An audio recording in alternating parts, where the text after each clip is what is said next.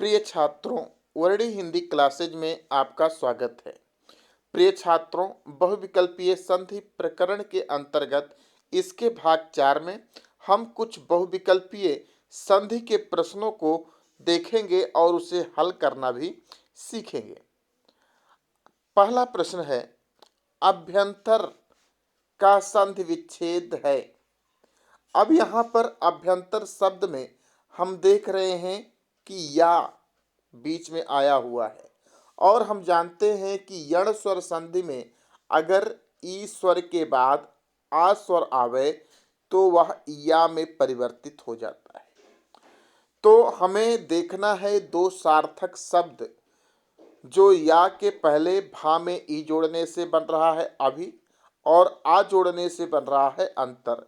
तो अभि धन अंतर, ई धन आ भी भा का ई और आ, ये दोनों मिलकर या में परिवर्तित हो रहे हैं। तो अभि धन अंतर बराबर अभ्यंतर। अगला प्रश्न है, प्रबोधय का संधि विच्छेद है। अब यहाँ पर हम भा पर ओ का स्वर देख रहे हैं और हम गुण स्वर संधि में जानते हैं कि आ धन उ बराबर ओ हो जाता है। आ के बाद अगर उ आवे तो ओ में परिवर्तित हो जाता है। तो ए आ चाहे ह्रस्व आ हो चाहे दीर्घ आ हो, कोई भी आ हो सकता है। तो हम यहाँ पर प्रबोधय अर्थात प्रभा का उदय हो रहा है। तो पहला सार्थक शब्द दीर्घ आ जोड़ने से हमें मिल रहा है प्रभा और उ जोड़ने से उदय, प्रभा धन उदय बराबर प्रबोधय। विकल्प दा सही उत्तर है। अगला है, सचिंद्र का संधि विच्छेद है। अब यहाँ पर चा पर दीर्घ ई की मात्रा लगी हुई है तो ये दीर्घ स्वर संधि है। हम जानते हैं कि जब ह्रस्व ई या ह्रस्व ई दीर्घ ई या दीर्घ ई ह्रस्व ई या दीर्घ ई दीर्घ ई आवे तो वहाँ पर दीर्घ ई उत्तर उसका हो जाता है। तो सची धन इंद्र बराबर सचींद्र, ए इसका सही उत्तर है। सची इंद्र की पत्नी ये सार्थक शब्द है और इंद्र सची धन इंद्र बराबर सतीन्द्र। अगला प्रश्न, प्रश्न संख्या 97, स्वागतम का संधि विच्छेद है। अब यहाँ पर हम वा वर्ण को देख रहे हैं और हम यण स्वर संधि में जानते हैं कि अगर उ के बाद कोई भी स्वर आवे तो उ का वा में परिवर्तित हो जाता है। अब चूंकि वा पर दीर्घ आ का स्वर लगा हुआ है, इसका मतलब उ के बाद क्या आया हुआ है, दीर्घ आ, तभी ये वा में परिवर्तित होगा। तो उ का मात्रा सा पर लगाने से हो जाता है सु और आ दीर्घ आ लगाने से अगला शब्द बनता है आगतम। सुधन आगतम बराबर स्वागतम। विकल्प सा इसका सही उत्तर है। इसी तरह ज्ञानोपदेशा, अब यहाँ पर भी ओ का स्वर लगा हुआ है और गुण स्वर संधि में जानते हैं आ धन उ बराबर ओ होता है। तो पहले ज्ञान आएगा और उसके बाद उ से बनेगा उपदेशः, दोनों सार्थक शब्द हैं। ज्ञान धन उपदेशः बराबर ज्ञानोपदेशः। विकल्प आ सही है। अगला है, नगेंद्र का संधि विच्छेद है। अब यहाँ पर ए का स्वर लगा हुआ है गा पर और हम जानते हैं गुण स्वर संधि में आ के बाद अगर ई आवे तो उसका ए हो जाता है। तो नग धन इंद्र बराबर नगेंद्र, यहाँ पर नग का आ रहा है और उसके बाद ई का ई आ रहा है और आ और ई मिलकर ए आदेश हो जा रहे हैं। तो नग धन इंद्र बराबर नगेंद्र। विकल्प बा इसका सही उत्तर है। अगला प्रश्न, प्रश्न संख्या 100, देशाभिमान का संधि विच्छेद है। तो देशाभिमान यहाँ पर हम देख रहे हैं दीर्घ आ का स्वर सा पर लगा हुआ है तो इससे छोटा या धन छोटा या बराबर बड़ा या बड़ा या धन छोटा या बराबर बड़ा या, ये दीर्घ स्वर संधि में होता है। तो देश धन अभिमान बराबर देशाभिमान, आ धन आ बराबर दीर्घा, आदेश यहाँ पर हो रहा है। देश धन अभिमान दोनों सार्थक शब्द हैं, हमें सार्थक शब्द ढूंढना है। जो सार्थक शब्द हो, देश धन अभिमान बराबर देशाभिमान। विकल्प बा सही है। अगला है इत्तेयो का संधि विच्छेद है। अब यहाँ पर ए आप देख रहे हो या है और या पर ए की मात्रा है। तो हम जानते हैं यण स्वर संधि में ई के बाद अगर कोई भी इससे भिन्न स्वर आता है तो या में परिवर्तित होता है, और जो बाद वाला स्वर आता है उसका मात्रा या पर लगती है। तो यहाँ पर या पर देख रहे हैं ए की मात्रा लगी है, इसका मतलब बाद में ए स्वर आया हुआ है, तभी ये या का ए होगा। तो इति धन एयो बराबर यहाँ पर ई स्वर जब लगा तो इति हो गया, और फिर उसके बाद एयो हो गया। इति धन एयो बराबर इत्तेयो, विकल्प बा यहाँ पर सही उत्तर है। अगला है सुरेंद्र। यहाँ पर ए लगा हुआ है, ए है गुण स्वर संधि। गुण स्वर संधि में हम जानते हैं आ के बाद चाहे ह्रस्व हो या दीर्घा हो के बाद अगर ई आवे तो वहाँ पर ए आदेश हो जाता है। तो सुर धन इंद्र बराबर सुरेंद्र, यहाँ पर विकल्प दा में सही उत्तर मिल रहा है। सुर धन इंद्र बराबर सुरेंद्र, तो विकल्प दा यहाँ पर सही उत्तर है। अगला प्रश्न देखते हैं, अत्याचार का संधि विच्छेद है। अब यहाँ पर छात्रों देखो या है या प्राप्त हुआ है, या जब प्राप्त हो वा प्राप्त हो रा प्राप्त हो तो वहाँ पर यण स्वर संधि होती है। तो यण स्वर संधि में ई के बाद कोई भी भिन्न स्वर आवे तो हम जानते हैं या में परिवर्तित हो जाता है। और भिन्न स्वर क्या होगा हम यहाँ से देख सकते हैं कि यहाँ पर दीर्घ आ की मात्रा लगी हुई है, तो इसका मतलब दीर्घ आ हुआ आया हुआ है, तभी यहाँ पर आ की मात्रा यहाँ पर लगेगी। तो अति धन आचार, अति धन आचार बराबर अत्याचार, तो विकल्प सा सही उत्तर है इसका, क्योंकि अति भी एक सार्थक शब्द है और आचारा भी एक सार्थक शब्द है। अति का ता का ई और आचारा का आ दोनों मिलकर या आदेश बना रहे हैं, तो हो गया अत्याचारा।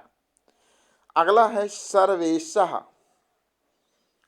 का संधि विच्छेद है। अब यहाँ पर वा पर ए की मात्रा है, तो हम जानते हैं ए की मात्रा में परिवर्तन कब होता है गुण स्वर संधि में, आ धन ई बराबर क्या होता है ए। अब ई क्या हो सकता है, ह्रस्व या दीर्घ कोई भी ई हो सकता है। तो सर्वधन ईसह बराबर सर्वेशः, विकल्प वा इसका सही उत्तर है। सर्व का आ और ईसह का दीर्घ ई दोनों मिलकर ए आदेश बना रहे हैं, सर्वधन ईसह बराबर सर्वेशः। अगला प्रश्न, प्रश्न संख्या 105, सतीसह का संधि विच्छेद है। अब यहाँ पर हम देख रहे हैं सतीसह में ता पर दीर्घ ई लगा हुआ है, तो दीर्घ स्वर संधि है। ई धन ई बराबर दीर्घ ई, तो सती धन ईसह दोनों में दीर्घ ई और दीर्घ ई दोनों मिलकर दीर्घ ई आदेश बना रहे हैं। सती धन ईसह, सती भी एक सार्थक शब्द है, ईसह भी एक सार्थक शब्द है, इसलिए यहाँ सही उत्तर है विकल्प दा, इसका सही उत्तर है सती धन ईसह बराबर सतीसह। अगला है सुखार्थिनः का संधि विच्छेद क्या होगा। तो यहाँ पर भी हम देख रहे हैं खा पर दीर्घ आ की मात्रा लगी हुई है, तो ये भी दीर्घ स्वर संधि है। दीर्घ स्वर संधि में एक सार्थक शब्द बन रहा है सुख और दूसरा सार्थक शब्द बन रहा है अर्थिनः। ह्रस्व आ और ह्रस्व आ मिलकर दीर्घ आ आदेश कर रहे हैं। सुख धन अर्थिनः बराबर सुखार्थिनः, सुख को चाहने वाला सुखार्थिनः, विकल्प आ इसका सही उत्तर है। अगला है महर्षि का संधि विच्छेद क्या होगा। छात्रों यहाँ पर देखो हा का आ और सी का रा दोनों मिलकर अर आदेश बना रहे हैं, तो ये गुण स्वर संधि में होता है। आधन ई बराबर ए, आधन उ बराबर ओ, आधन री अगर मिल जाए तो आधन री बराबर अर आदेश होता है। तो आ मिलकर क्या बना रहे हैं, ये आ जो है ह्रस्व भी हो सकता है दीर्घ भी हो सकता है। तो दीर्घ आ जोड़ने से हमें सार्थक शब्द प्राप्त हो रहा है महा, और रि जोड़ने से हमें सार्थक शब्द प्राप्त हो रहा है ऋषि। महाधन ऋषि बराबर महर्षि, अर आदेश हो जा रहा है, महाधन ऋषि बराबर महर्षि, विकल्प दा इसका सही उत्तर है। अगला प्रश्न, प्रश्न संख्या 108, भावुकः का संधि विच्छेद क्या होगा। अब प्रिय छात्रों, ये अयादि स्वर संधि है। हम यहाँ पर भा का दीर्घ आ और वा देख के हम जान रहे हैं कि यहाँ पर आउ आदेश हो रहा है। और हम जानते हैं अयादि स्वर संधि में कि औ के बाद अगर कोई भी स्वर आवे तो आओ आदेश हो जाता है। औ के बाद अब कौन सा स्वर आएगा हमें देखना है, क्योंकि वा पे ऊ की मात्रा है तो बाद वाला जो स्वर आएगा वो ऊ आएगा, तभी ए हर्ष ऊ की स्वर यहाँ पर जुड़ेगा। भाव धन उकह बराबर भाव का, भा पे औ यहाँ से हो गया और उसके बाद उकह, भाव धन उकह बराबर भाव का, विकल्प आ सही है। अगला है अद्यापि। यहाँ पर आपको दिख नहीं रहा है लेकिन ये द्या है।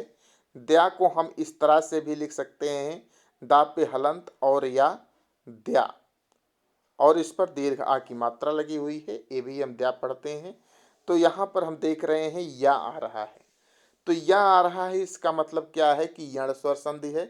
तो अद्य धन अपि, आदि अद्य नहीं होगा यहाँ पर, आदि धन अपि तो हो जाएगा अद्यापि, क्योंकि ई धन आ मिलकर या आदेश हो रहे हैं।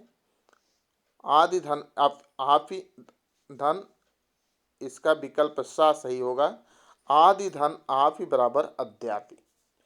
अगला है अन्वेषणम का संधि विच्छेद है। यहाँ पर हम ए का स्वर देख रहे हैं, आ धन ई बराबर ए होता है। अब यहाँ पर है अन्वेषणम, हम यण स्वर संधि में जानते हैं कि अगर ऊ के बाद कोई भी उससे भिन्न स्वर आवे तो वहाँ पर वा आदेश हो जाता है। अब भिन्न स्वर क्या आ रहा है, यहाँ पर वा पर ए का स्वर लगा हुआ है, इसका मतलब है कि भिन्न स्वर इसके बाद ए आ रहा है।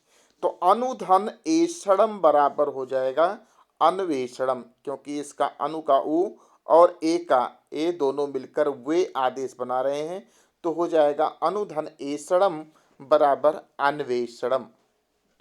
अगला हम प्रश्न देखते हैं, प्रश्न संख्या 111, उपोषति का संधि विच्छेद क्या होगा। प्रिय छात्रों, ये वृद्धि स्वर संधि है। वृद्धि स्वर संधि में आ के बाद अगर ओ आवे तो औ आदेश हो जाता है, लेकिन ये वृद्धि स्वर संधि का अपवाद है। यहाँ पर औ आदेश ना होकर ओ आदेश ही हो रहा है, तो उपधन ओषति बराबर उपोषति, ये इसका सही उत्तर होगा। ये अपवाद है, वरना यहाँ पर औ होना चाहिए था, लेकिन यहाँ पर ओ आदेश ही हो रहा है। इसी प्रकार प्राधन एजते बराबर प्रेजते, वहाँ पर अय आदेश होना चाहिए, लेकिन अय आदेश ना होकर केवल ए आदेश हो रहा है। ये वृद्धि स्वर संधि के अपवाद कहे जाते हैं। उपधन ओषति बराबर उपोषति।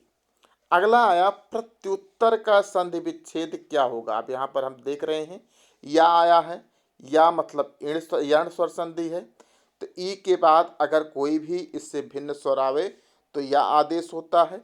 चूंकि ऊ स्वर इस पर लगा हुआ है, इसका मतलब इसके बाद ऊ आया हो, तो प्रतिधन उत्तरः बराबर प्रत्युत्तरः, विकल्प बा इसका सही उत्तर है।